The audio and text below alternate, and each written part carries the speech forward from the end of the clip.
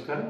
మొన్న విశాఖ స్టీల్ ప్లాంట్లో జరిగిన దుర్ఘటన చాలా బాధాకరం. ప్రభుత్వం దాన్ని ఇమ్మీడియట్గా స్పందించి క్షతగాత్రులను ఆదుకోవాల్సిన అవసరం ఎంతైనా ఉంది. ప్రభుత్వం తరఫున డిప్యూటీ సీఎం పవన్ కళ్యాణ్ గారు, నారా లోకేష్ గారు, మంత్రివర్యులు, హోంమంత్రి పొంగలపు రవిత గారు అందరూ వెళ్ళి పరామర్శించడం జరిగింది.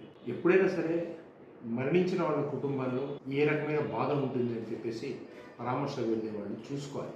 వాళ్ళు అడిగితే ఆవేశపడి ఆ అసోసియేషన్ వాళ్ళను ఆ రకంగా తులనాడడం ఎంతవరకు సమంజసం? బాధితుల తరఫున అక్కడ ఉండే అసోసియేషన్ వాళ్ళు క్లియర్గా అడుగుతూ ఉంటే మీ కుటుంబంలో వ్యక్తులు చనిపోలేదు కదా, అది ఎంతవరకు సమంజసం?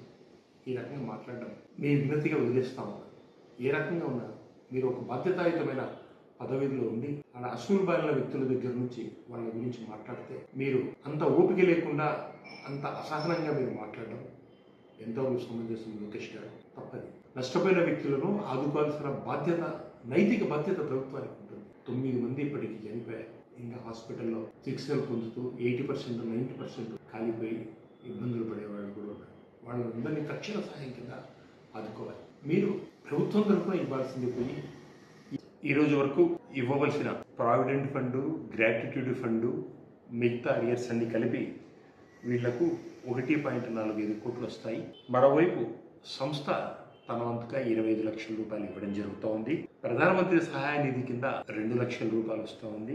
ఇవన్నీ కలిపి 1.72 కోట్ల రూపాయలు మొత్తం అవుతా ఉంది. నేను ప్రభుత్వాన్ని డైరెక్ట్గా అడుగుతా ఉన్నాను, మీరు ఇచ్చింది ఏమన్నా ఉందా? 1.72 కోట్ల రూపాయలు అన్నీ కలిపి వస్తూ ఉన్నాయి. అవి వాళ్ళకి ఇవ్వడం అయితే మీరు ఇస్తామని అయితే చెప్తున్నాను. నేను ప్రభుత్వాన్ని క్లియర్గా అడుగుతున్నాను, మీ తరఫున ఏమన్నా ఇవ్వడం అనేది జరుగుతూ ఉంది. ఇవ్వాల్సిన అవసరం ఉంది. నష్టపోయిన వ్యక్తులను ఆదుకోవాల్సిన అవసరం ప్రభుత్వానికి ఉంది. అదే మా జగనన్న క్షతగాత్రుల దగ్గరికి పోయి పరామర్శించడం జరిగింది.